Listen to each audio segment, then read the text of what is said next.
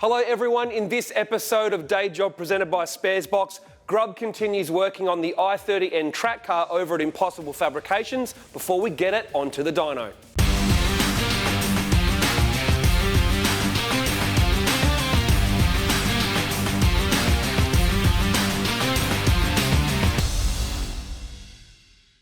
So one of the things I really like about the i30N, as you can see, like there's no front, right? This entire front end is one component. So we've sourced one. Here it is. Oh. Ta-da! So this car is going to go from looking like a wreck to pretty much back together within maybe an hour from this point.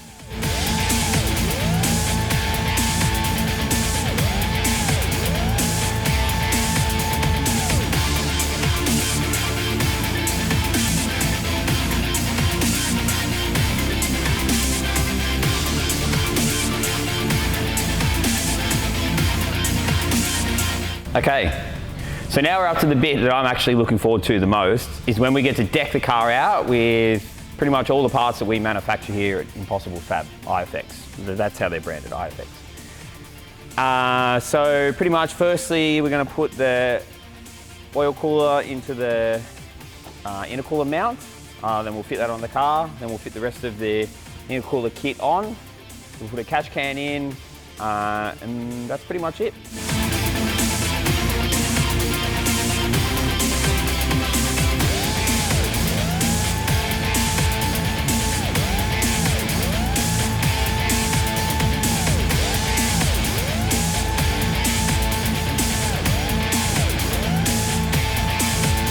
So now this is an intercooler that we actually have worked together with Plasma Man to manufacture.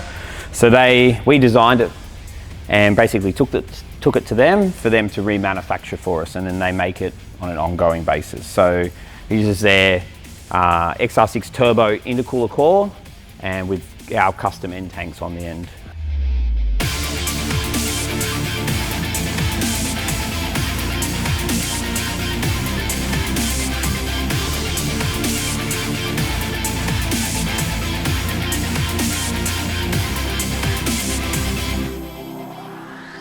But what I'm going to do is I'm just going to fit the rest of the products we got here, the catch can. We'll do that now, put the intake in, and we'll get the car ready.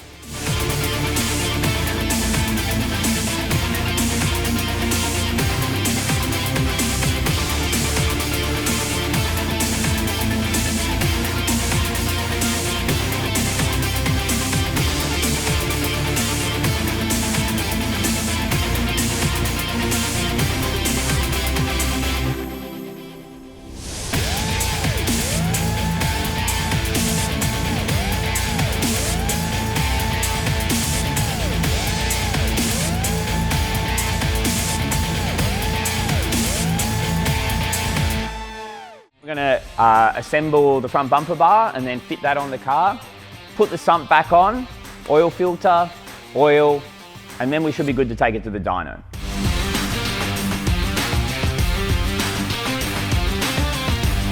As you can see, this part's taken a bit of a hit in the crash.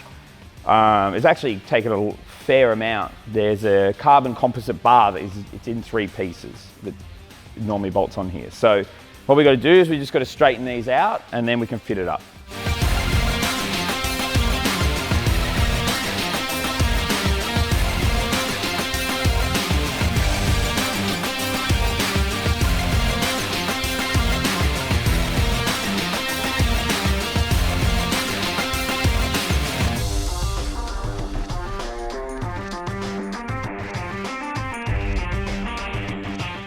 Okay, so now we're up to assembling the front bar. I'm actually a little bit excited about this because I've never done one before, and it looks like a giant jigsaw puzzle, and I have no idea what I'm doing. So this was going to be an adventure to say the least.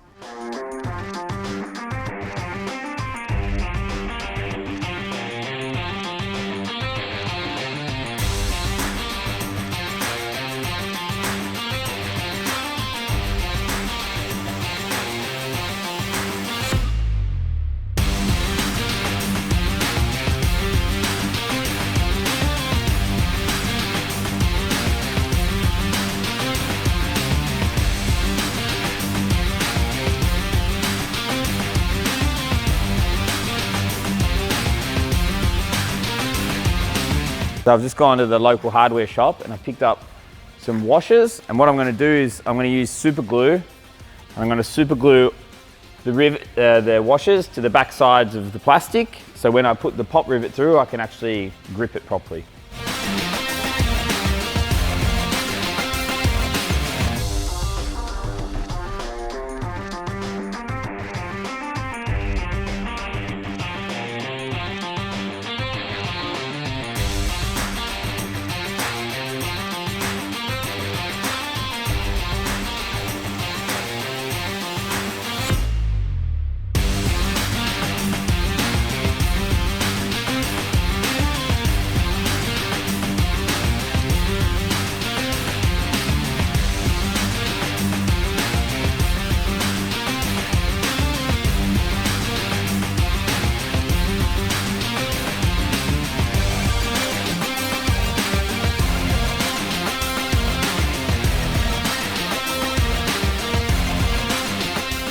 Okay, so I've just finished fitting the bumper bar on. As you can see, it's not really painted, it's missing the badges. That's something for later. This will get us to the track, and that's all that matters right now. So, we're back to the sub. So I've finished repairing it. I stripped it and powder coated. As you can tell, it looks heaps better. It's a lot flatter, but it's still not perfect. There's a lot of bumps and ripples in it. I've powder coated it in gloss so you can actually kind of see it a bit better, how many lumps and stuff are in it. But if you remember, it was actually really, really dented. So now we've got most of that out.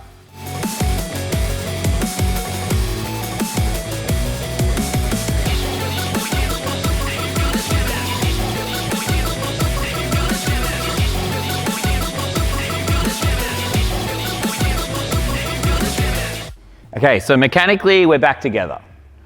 Now we're going to move on and start stripping the interior out. There's a few little odds and ends I've got to clean up, but I won't bore you with the details. You know, we'll just skip over that. So I'm going to get it off the hoist now, and then we'll start stripping out the interior.